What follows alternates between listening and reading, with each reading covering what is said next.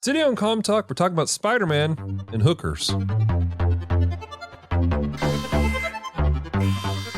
Glix, what is going on? We are receiving a signal from a new area on the planet Geekery. All right, let's see what the planet has for us today. Opening comms in 3, 2, 1.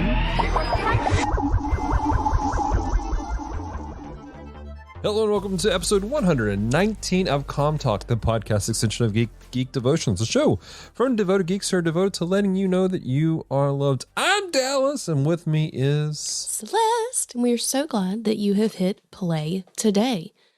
Dallas, Celeste. do you want to explain your opening statement to Yeah, people? absolutely. So we're talking about Spider-Man today. Yes.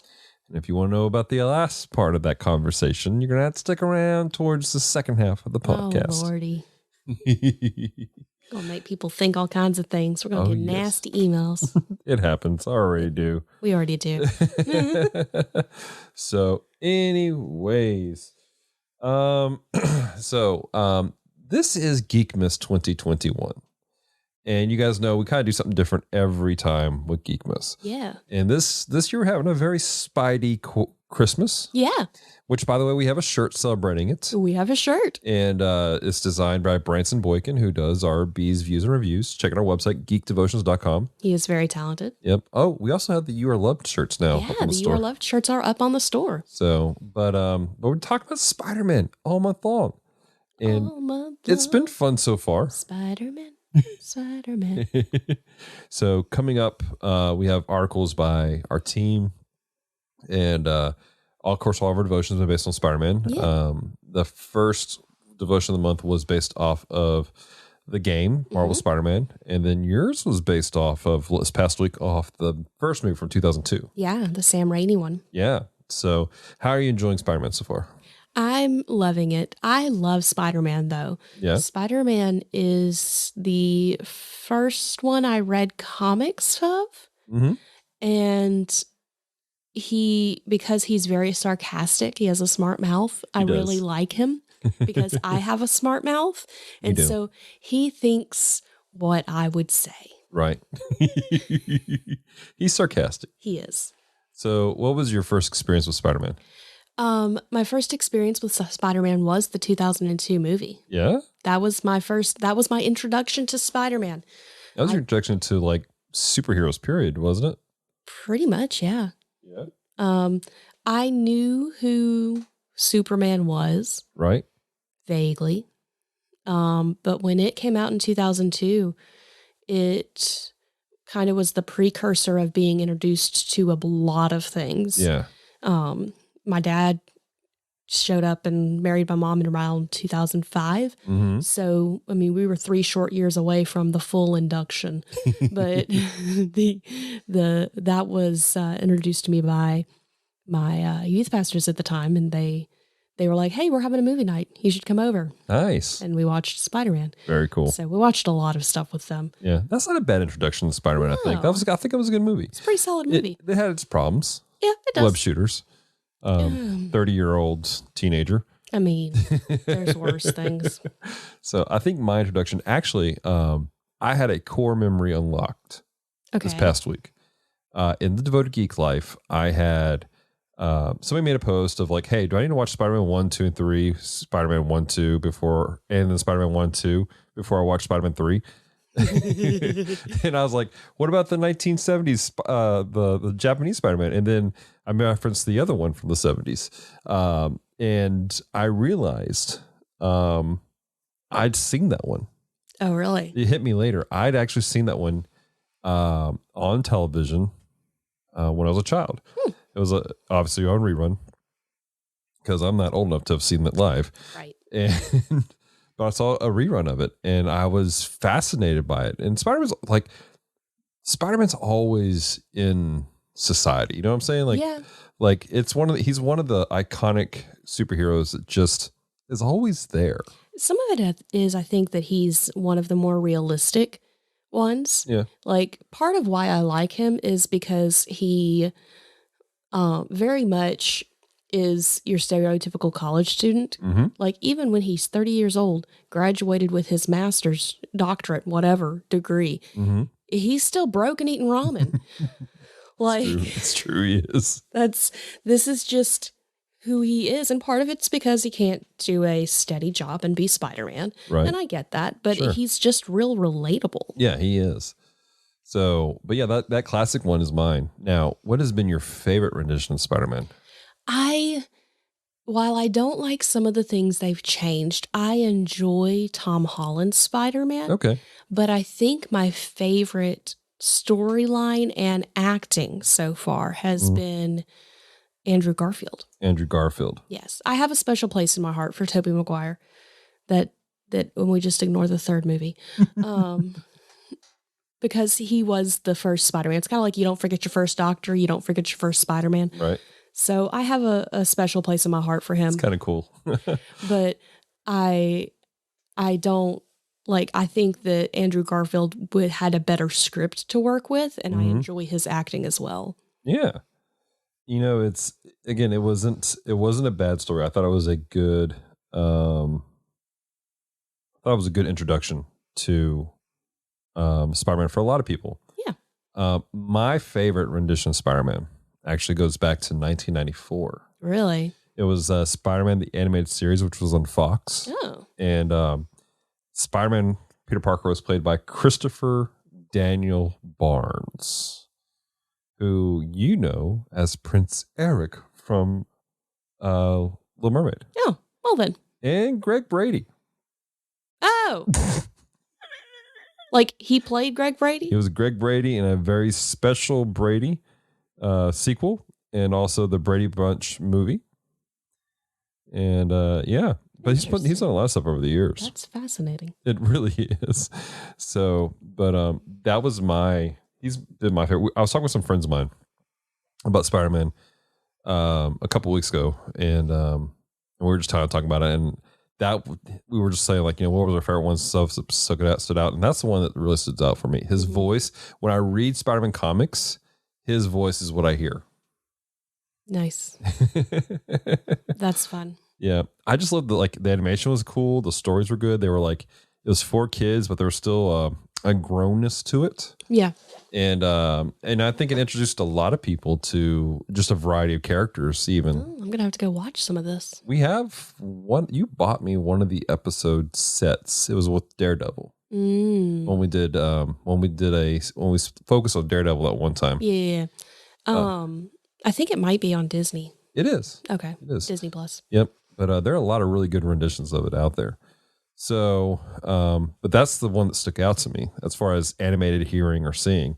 But I want to talk about with you for this first half of the show, what are some Spider-Man stories, Celeste, that stand out? That you're like, this has been these are things that just come to my mind when you think about Spider-Man. And those of you guys listening, we want to hear from you guys. Absolutely. Feedback. Like what are some that stand out to you? Comment on the YouTube or reach out to us on social media. But what are your favorite Spider-Man stories? So Celeste, what's some stuff that stand out to you? So I have one that's just a simple moment, and it kind of fits into the Spider-Man's a hot mess category. Right. Of when he first determined he was going to be Spider-Man, he made his own suit. He sewed his own suit. Well, then it rained, and his suit shrunk, and he literally looked like he put on one of those cheap knockoffs that they sell for Spider-Man, but it was up by his knees and up by his arms, and he's going, we've got to get this fixed. It set the tone for honestly all of Spider-Man types things, because he's a hot mess. It's just him. Gwen Stacy. Gwen Stacy? Yeah. Her death. Her death. Yeah. That is, I remember reading that. So in Missouri, we lived in the middle of nowhere, and so the library was the place to be. It's where all the hip cats were. And for those of you in the listening audience, Dallas just gave me finger guns when he did that noise. And winked. So, but we had at the library had a whole section of comic books, and I remember getting the story with that was with the Jackal. Yeah. And wow, that was traumatic. I Was not prepared. How old were you when you read that? You had to have been older. I was maybe 16. Yeah. So I knew about it because my dad likes to talk. And so he had talked about the fact that before this point, no one died in comics. Yeah. Comic code wouldn't allow it. Mm-hmm. No one died. And if they did, they didn't stay dead, which is actually, he is annoyed by Spider-Gwen because to him, it undoes the importance of the fact that Gwen Stacy has never been brought back to life. But it's a different Gwen. I understand that. You understand that. He doesn't. As much as a sci-fi junkie as he is. I think it's because he never read them. Right. He never read it. He didn't read the Spider-Verse stuff. I haven't read the Spider-Verse stuff because I can't stand Doc Ock. But that's legitimately the reason I stopped reading it. Right. I just can't stand Octavius. Bobby, if you're listening to this, but I don't know if your dad listens to this. Bobby, if you're listening to this, let us know. I will go out and buy you the Spider-Gwen story and let you read it and then get your feedback on it. If you want that.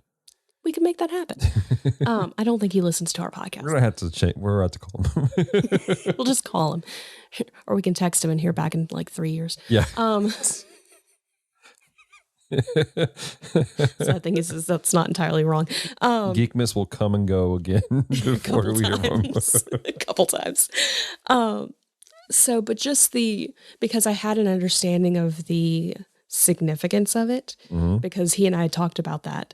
And then just the writing of that story, like you really think that he's saved her and then he doesn't. And he has to live with the fact of, well, would she have lived as she hit the ground? Yeah. If I hadn't stopped her? Man. Like the potency behind it all. It is a fundamental aspect of the story, which I understand your dad's frustration to it. Granted, they've reset the world and done all kinds of stuff. So many times. And there's so many different worlds now. But it stands out as one of those key moments along with Green Lantern. Whenever Green Lantern started killing everybody and collecting all the rings. Hal Jordan lost his mind because his city was destroyed. Lost everyone he loved. And so he was using the power to recreate the city. It's also up there with the iconic imagery of Superman holding Supergirl in the Crisis. Yeah. So yeah, I can see why that stands out to you. Yeah, that's one of the ones that I think that it's in the book that I loaned to somebody and they haven't returned yet. Still waiting. But that my dad gave me. He gave me one of those omnibuses. Yeah. Like the first, like issue 1. Right up until like it ended with Gwen Stacy. Right. And so I remember going, because and I knew it was coming. I knew it was going to happen, but it was one of those things that even if you know it's going to happen, you can't prepare for that. Yeah. You can't prepare for how well they wrote exactly. the pain and the anguish. And It was a really emotional story. It really was. And normally I'm not a big into an emotional story. Right.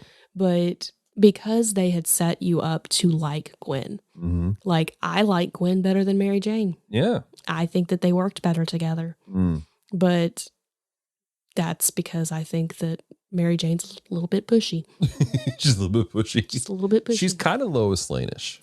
She's a not as cultured Lois Lane.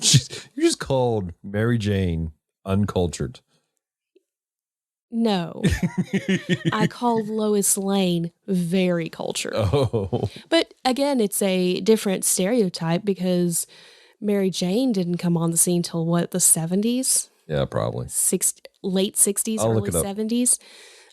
Lois Lane was around in the 30s. Right. And so she had a very specific feel to her. Right. All right, so the first appearance of Mary Jane was in Amazing Spider-Man issue 25. Oh. Back in June of 1965. Okay, so late 60s. Yeah. Now, her first full appearance. Yeah. Because that was just a cameo. Was issue 42, which was January of 1967. So 2 years later. Yeah. So yeah, I mean, it's definitely a different era. And I think that's the big difference is the Lois Lane is the classic feminist girl reporter person, and Mary Jane being a couple decades later has a different feel to her, almost hippie-ish. Yeah, definitely the girl power, but in the hippie kind of vein, like more wild. And I think some of that's just the way that characters mature with the decades, and they wanted to honor the basis of who they were. Now, don't get me wrong, I do like Mary Jane, but if I'm comparing her to Gwen, I feel like Gwen was better for Peter. Because while Mary Jane's not going to put up with his crap, Gwen was a little more understanding. Right. So there was a better balance there. I get that. In my opinion. Yeah, I get that. So for me, stuff that stands out to me from the Spider-Man stories, and I've talked about it several times online in our streams. I love the clones. Yes. Specifically Ben Reilly. Kane has grown on me. Ben Reilly just stuck out to me. Partially because it was like one of the first ones I ever got as a child. Like I remember I was in a grocery store. I think we were in Tulsa at the time, and I got this comic book. No, I was in Missouri. I was going to see my dad in Tulsa, and so I got a comic book, took it with me home, to Dad's house, and it happened to be one of the stories with Ben Reilly, and I was fascinated because I know Spider-Man, I know Peter Parker, but now here's this individual who is supposedly a clone of Peter Parker, but at the same time trying to find his own identity and operating on his own. And I was fascinated with this story as a whole, of this idea of becoming your own person. And then so years later, when I had adult money, when I finally, started working, I got volume 1 of the Clone Saga. Not Clone Saga. Yeah, the Clone Saga. Yeah. I was thinking Star Wars Clone Wars, but I got volume of that, and I got volume 2. This past week, I got volume 3. I need to read that, where they actually walk through it, which unfortunately the Clone Saga gets stupid ridiculous, and the writing goes down south. Because basically they kept switching editors. Yeah. And they were like, we'll put this project off. We'll put this project off. So there was no really tie up. But you had Ben Reilly, who was, it actually goes back to the Jackal. Because Jackal had some cloning. And actually cloned Gwen Stacy. Oh. Oh, yeah. Mess with Parker. Yes, I remember seeing that now. I read that. That was in the first book. Yeah. So, but he cloned Spider-Man, and you think that the clone dies at the end of the book, but that where the Clone Saga picks up, and you see it later. It's somebody comes out of the rubble. You've always assumed the clone died, but then the question is, did the clone die or did Parker die? Which to later you realize they both survived. So which one made it home and took on the life of Peter Parker? And I was fascinated. I was sucked into this story. Yeah. And then you had Kane, a failed clone.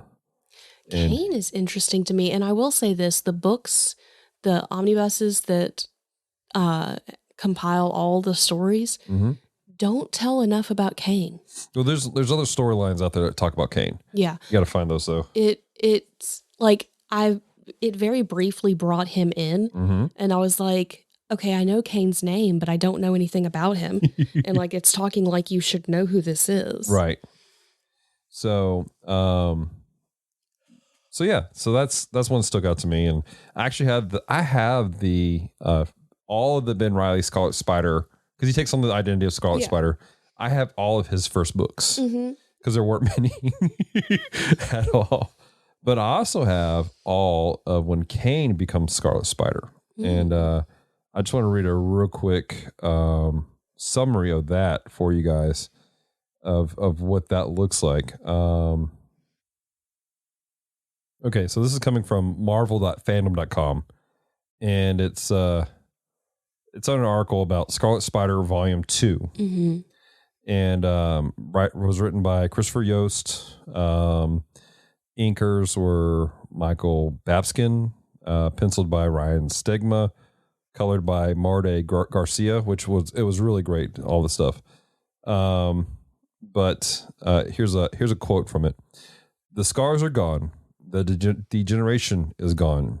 But for the first time in my life, I'm not dying. For the first time in my life, I realize I don't have to be the man I see in the mirror. I may not be able to forget my past, but I can be someone better. For the first time in my life, I'm alive. And that quote really well sums up what's taking place in this. This is after the Spider Island event. Kane has taken on the identity of Scarlet Spider. He moves to Houston. He's a Texas boy now. But it's really him coming to his own going, I don't have to be the villain that I once was. I can be something better. What was Spider Island? Spider Island was a huge event where people were being randomly given spider powers. Oh, is that how we ended up with all the spider people? No, that was due to Spider-Verse. Oh, okay. Yeah. Because some of the spider women are my favorite. Yes. Those are all from just different things. But yeah. So, but Kane, I grew, because that story made me fall in love with Kane. It really did. It's one of the reasons why I'm trying to unlock his costume also in the Spider-Man game right now. But just because, again, it's this whole story of self-discovery of going, you know, and while I love that line about the scars still exist, like he knows his past, he remembers there's still pain there. And throughout the entire thing, he's still reconciling his evil days. Right. He's like, I'm not a goody two-shoe, but you kind of are, you know, kind of thing.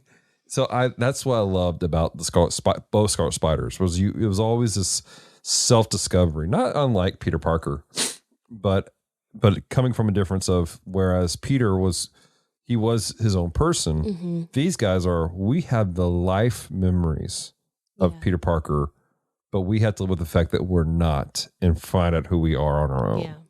So I found that really interesting. Fascinating psychological thing. Oh yeah, absolutely. And they do a very good job of delving into that. So what's your favorite spider? Jessica Drew. Jessica Drew, why? Because she's older. She's not a teenager. And my introduction to her was some stuff through Spider-Gwen, because I love Spider-Gwen. Yeah. But she and Spider-Gwen ended up having a meetup with Silk, and like they interdimensionally traveled and things happened, but it made me interested in her. And so I went back and read a reboot of her series, because, you know, they'll forever like ending a book and then they'll restart it. And so it was a more recent one, but she was pregnant and like fighting the Kree. Like at one point she's on a space station with Carol Danvers, and the Kree show up to start kicking butt and taking names, and she's fighting them while in labor. Like she's literally hanging upside down on a wall, holding her stomach, going, you need to hang on a second. Mama's got to take care of business. I respect that. So I really enjoy, she has the same smart aleck, but she also has we're going to get crap done. Yeah, I respect that. That's good. So mine falls within either Ben or Kane. More Ben. Ben loses his mind later, which I discovered. And kind of becomes evil, dies, all kinds of crazy stuff, but he gets better.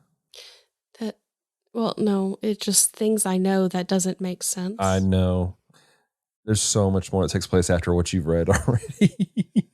So I was telling you earlier this week, I've been enjoying playing Spider-Man the game. Yeah. I'm enjoying this month, all the conversations. It reminds me of how much I love Spider-Man. And there's something about it that just captures the imagination. And we want to hear from you guys. Like, why do you like Spider-Man? Like, what captures your imagination about it? If you like Spider-Man. We know some people don't. John doesn't like one. So John's actually supposed to be doing a read through of Carnage. Yeah, Maximum Carnage. Because he's a villain guy. He likes villains. Yeah. So, but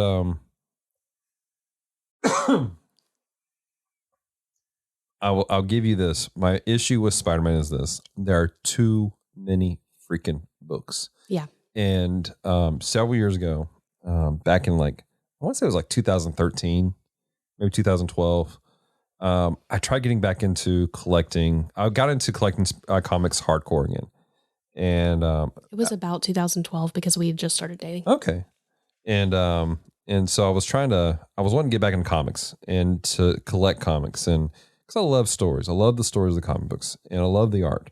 I was like, I'm going to get into Spider-Man. I was doing Avengers versus X-Men already because I had just started. And I was like, I'm going to get into Spider-Man also. So I had them pull Spider-Man. Well, I got the first issue that they pulled for me. And they're like, hey, there's a special one-off you got to read. Okay, cool. I can do the one-off. And then they're like, oh, by the way, you have to read not just Spectacular Spider-Man and the one-off. You got to read the Web of Spider-Man, the Amazing Spider-Man, and the Ultimate Spider-Man, all 5, to get this one cohesive story. I was like, okay, whatever, fine. We'll do that. The next month, same stinking thing. I could not do 5 books in a month. Yeah. That's my only complaint about Spider-Man stuff right now. And a lot of comics are doing it also. But they're just too many titles they tie in together. That's why I liked the Scarlet Spider Volume 2 set. Was there wasn't a lot of crossover. I think there was 2 crossovers. There was one that crossed over with a Carnage story, and the one that crosses over into New Warriors, which officially ends the series. Oh, nice. Yeah, so I didn't really care. It wasn't that big deal. But I hate when they make you have to buy 5 or 6 books in a month. And it's for the people like us where we would buy 5 or 6 different titles if we could. Yeah. Between the two of us, it would be 10. Because we would do that. Right. Having to follow one story and it taking up 5 or 6, that's so much money. Oh, yeah. Now, you do have things now like Marvel Unlimited, like DC Infinite, where you can go and read them. And Marvel just updated it to where instead of 6 months behind, you're only 3. Which is great. Which is great because you can keep up with more of the story that's happening currently. So when you're talking to people who are out there spending all the money, you're up to date-ish. Yeah, ish. You're still about 3 months behind, but it's not as big of an ordeal. Right. So you do have that, and that is by far the most cost-effective way to do it. But there's something about having physical media. Oh, yeah. It's like I've been reading through the cable comics that you have, but I've been doing it on Marvel Unlimited. Now, we own the physical copies, but I won't take the physical copies with me up to work. I won't throw them in my purse to go run errands because you would kill me. I'm going to kill you. I just ask you to be careful. You'd be very... I do have them in binders to help. You'd be very upset. Yes. So for those who don't know, there's particular ways to take care of your comics. There's the traditional bag and board and then put in boxes, specific kind of boxes. Yeah. Now, I made a switch a couple years ago from the traditional box to hardcore Tupperware because my cat ate the box. And she did. Actually damaged a couple of my books. Was unhappy. So did that. But also I really enjoyed getting into bagging, boarding, and then putting them in binders. It's better for display purposes.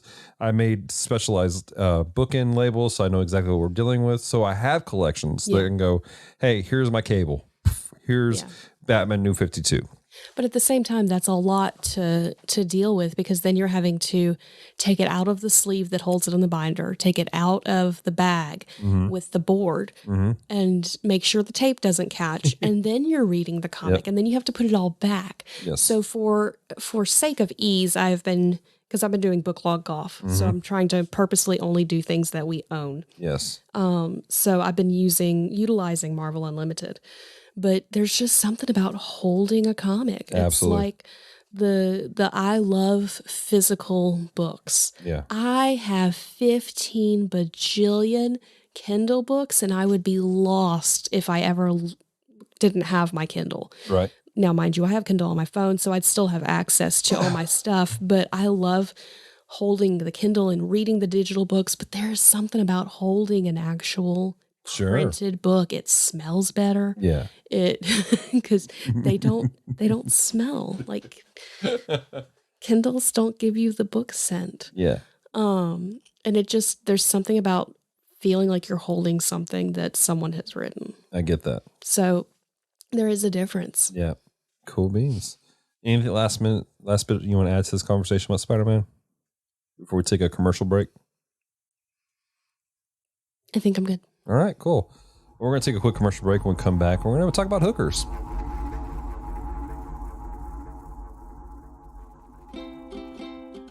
In a world where live-action movies reign supreme, two awesome dudes are keeping things animated.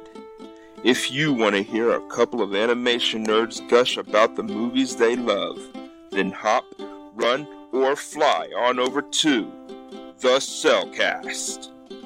Available on most podcast platforms.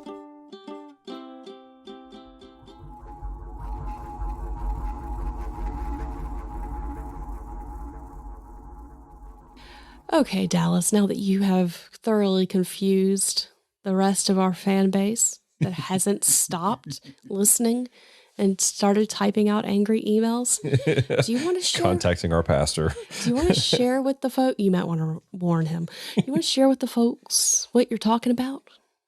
So apparently, this is according to you now. It is. There are... It's not widely popular yet. Oh, but it's growing. But it's growing. We're on the grassroots here. Oh, Lord. So I am learning to crochet. Yes. And Celeste has sat me down today to learn to crochet. And Celeste tells me that apparently now the underground movement of things is a terminology that these crocheters prefer to call themselves is hookers. Happy hookers. Happy hookers. Gotta say it right. So it was kind of a crude joke, and I apologize for those who are offended, but but I had to get you to stick around for the second half of the podcast. You can sign off now, unless you want to find out why I'm doing this and what's going on. But I'm learning to crochet right now. So Dallas, why are you learning to crochet? Because I want to make stuffed animals. Okay. Plain and simple. I want to learn to make like Pokemon and Godzilla and other ones. I've been fascinated ever since we met Soda Crafter. Yes. Who is she's a Twitch streamer, and she does this. She crochets stuff.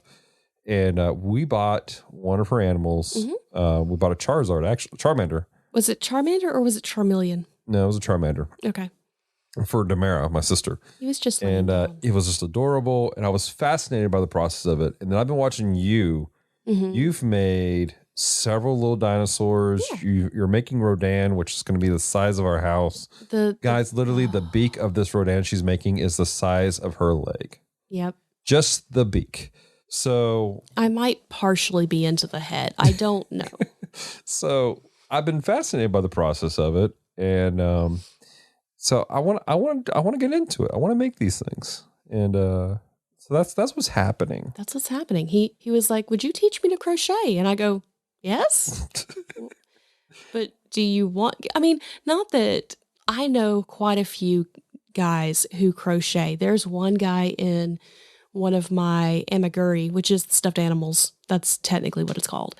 And he does at least one a day. That's crazy. Because he works nights. Oh, yeah. And so he takes it to work with him. And then on days where he's off, he uses it so he doesn't mess up his sleep schedule. And it's just how he relaxes. And so like we're talking, he makes some really intense stuff. That's cool. So, so I'm not saying that gentlemen can't crochet. I just didn't necessarily ever think that you would be like, I want to do that. Yeah. So I was like, I mean, yes, but it threw me off. Yeah. So what is your top few things that you're wanting to make? I want to make a Charmander. Okay. And and I'm kind of sad because we have a pattern. We found a pattern for him. We found a pattern. And it's kind of derpy. He's not, wait. But it's not because the eyes are all slanted. He looks like he's sleepy. Is that what it is? Or stoned, one of the two. So, but I really like the way that Soda Crafter had hers, which by the way, we're gonna put a link for Soda Crafter Ooh, if her shop is open right now. She's been going through a lot, so her stuff may not be open. So, but anyways, I liked what her design, like her stuff was just so nice, and I was really inspired by her, some of her stuff. Same. But I want to do some Pokemon. I want to do a Mew. I love we have a traveling Mew. For those of you who don't know, if you look up, was it Traveling with Mew? Travel with Mew. Travel with Mew on Instagram. You'll see a bunch of our pictures. I took Mew with me to the Philippines, and we take Mew on road trips and everything. But I want to make a Mew, a Pikachu. I wanted to and you may have to tell me I'm an idiot and it's dumb. I want to do Batman, like Funko Pop Batman. Okay. I want to try doing that.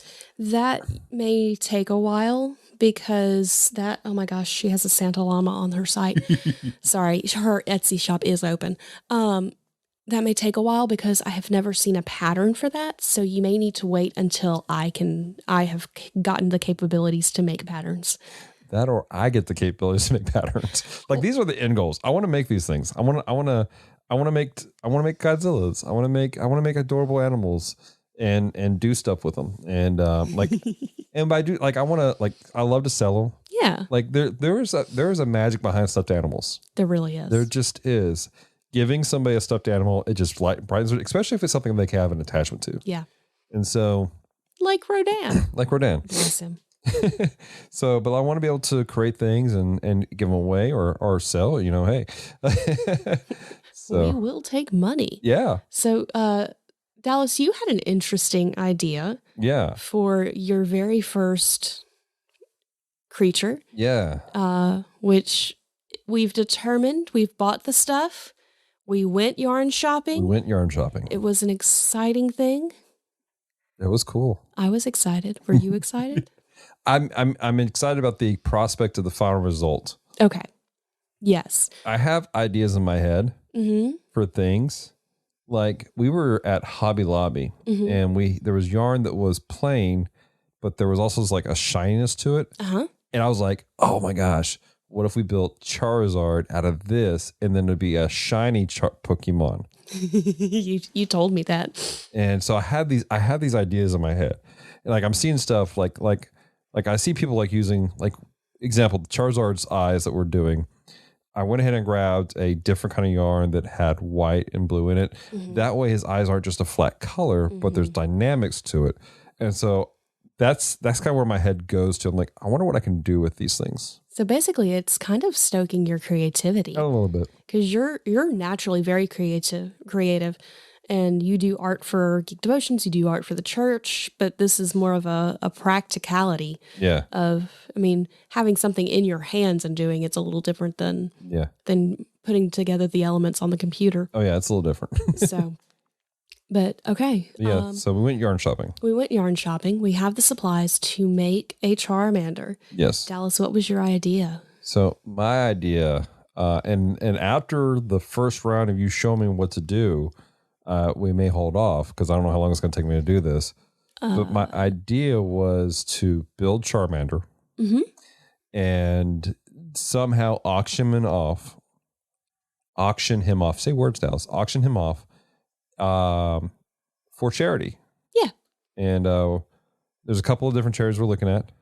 I think we're leaning towards one specifically, and that is the Orphan's Hands. Yes. Which is it's a ministry that they have orphanages in Romania, and they got like a small village. I think weren't they in Bulgaria as well? Yes, like they branched out a little bit. Okay, but they had like a small village in one of these areas. I think it's Bulgaria that they have the village. It was really fascinating. Like it was supposed to be like this exclusive, like upper end area, and then it just all fell flat. And so there was all these abandoned homes.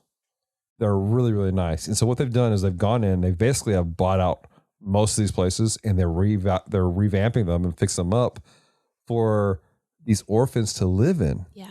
Now, for those who are not in the know, in Bulgaria and a lot of European countries, you have until, I think it's the age of either 12 or 14. I think it's 13. Somewhere from between 12 and 14. In the state-run orphanages, and if you have not been adopted, you are given a set of clothes and you are turned out.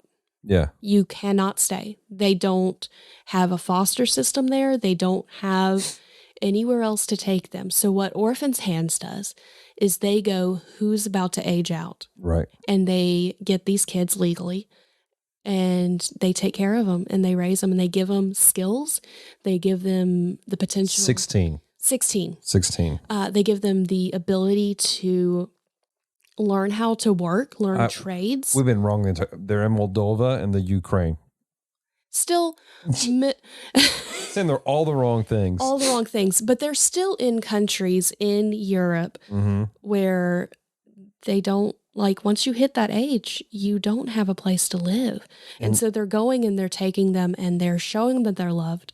Right. They're caring for them. They're giving them skills so that when they leave, if they decide not to turn around and work for Orphans Hands, which a lot of them do, then they have something they can do. They have skills. Yeah, because what happens is, and this is the darker side of things, is a lot of times is these young girls and these young boys, they're given the equivalent of $20, dropped off in the middle of a metropolitan area, and then they're picked up by slave traders. Yep.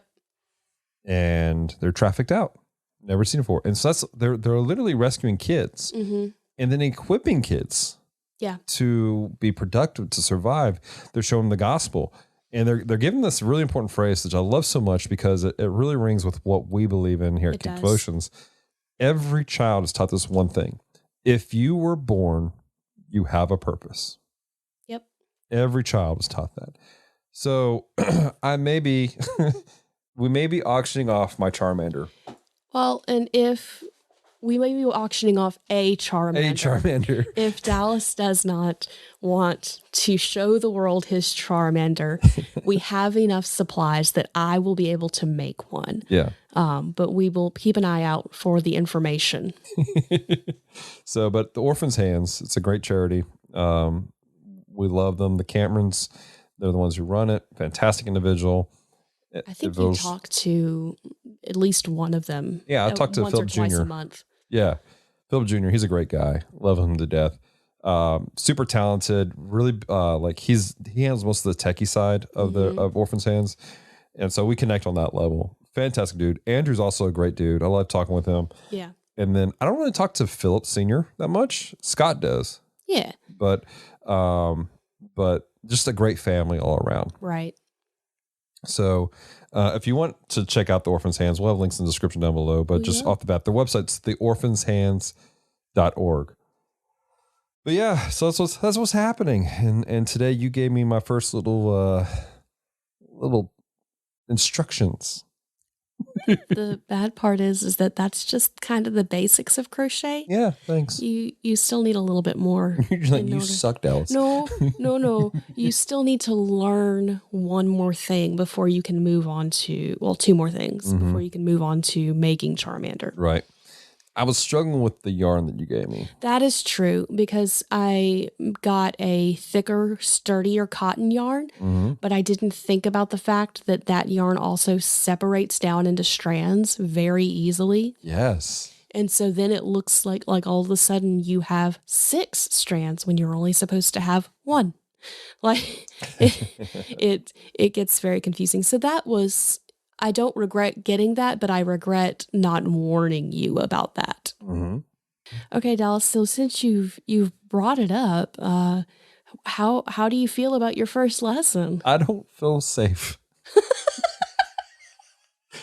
What do you mean you don't feel safe? At one point, my finger was trapped like a Chinese finger trap from Doom.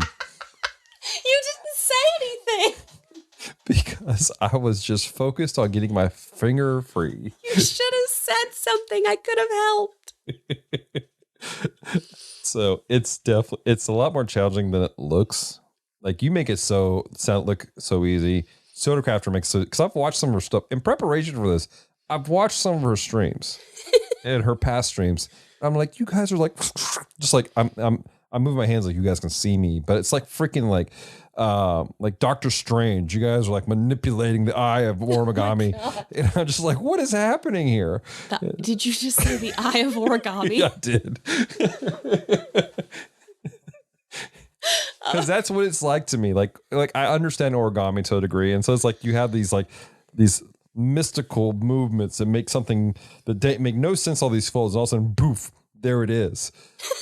All of a sudden you have like a swan or an eagle or an elephant, something. I can make a flower with them.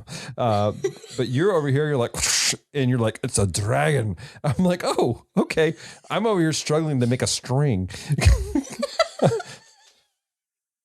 I'm probably the first person to crochet with a string and end up with not a string. No, I'm sure somebody has done that as well.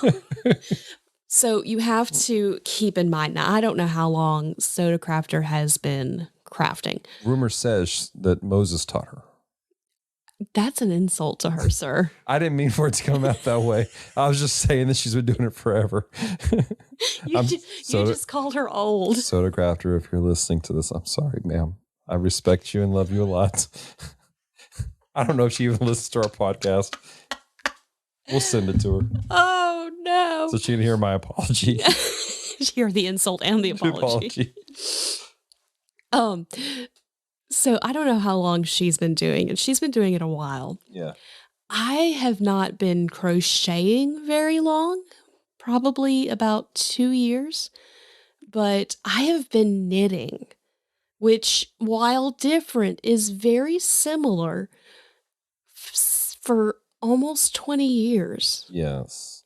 So there's things that I just understand, like tension and how to hold the yarn so that you get a good, not too tight, not too loose loop. And that's how I'm trying to tell myself while I'm doing this. I'm good at developing muscle memory. Yes. And that is very much what crocheting is. Yeah. And so I'm trying to tell myself, it's like you're new at this. You don't know how to hold it.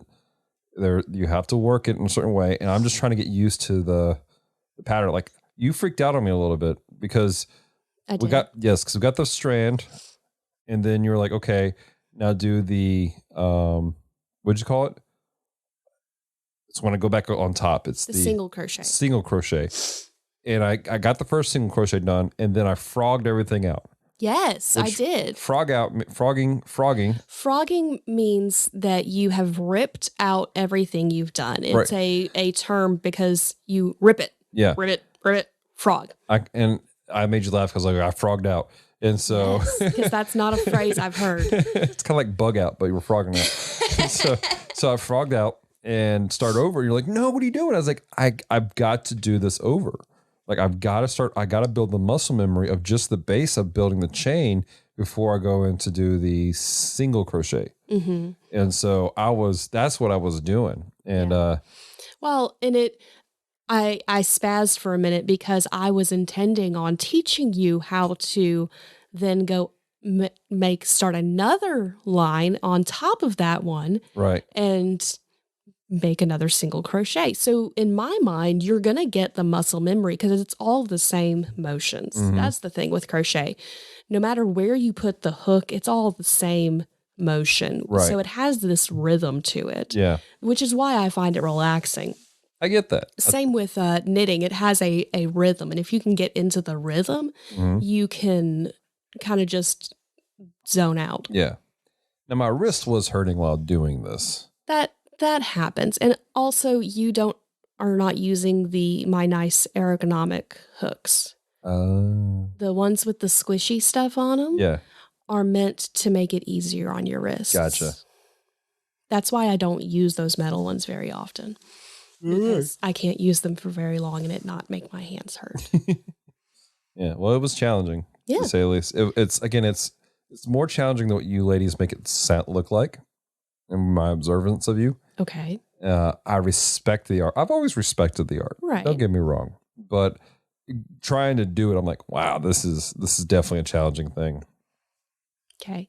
Well, are you so frustrated with yourself you're not going to keep going? No, because we're putting this podcast out, and I've already said that we're going to be possibly selling off a derpy-looking Charmander for charity. So now I've put myself in a hole, which was kind of partly the point. One, I just want to do something for people. Yeah. And and I was kind of frustrated because we haven't done anything for Christmas in a couple years. We did the big fundraiser for Trek. Yes. Which was amazing. So amazing. So I was like, let's see if I can do this. And also it forces me to keep this up. Yeah. So this is my ADD brain going, we're going to force you into a corner and make it happen. All I know is that at one point, because you had ripped it out and were practicing, and I have projects I need to work on. While he is practicing, I will crochet with my stuff, and I'll look over every once in a while and check on him. Because for me, if I'm trying to learn something, I don't want someone right on top of me. Right. If it's something I'm having to repeat. Mm-hmm.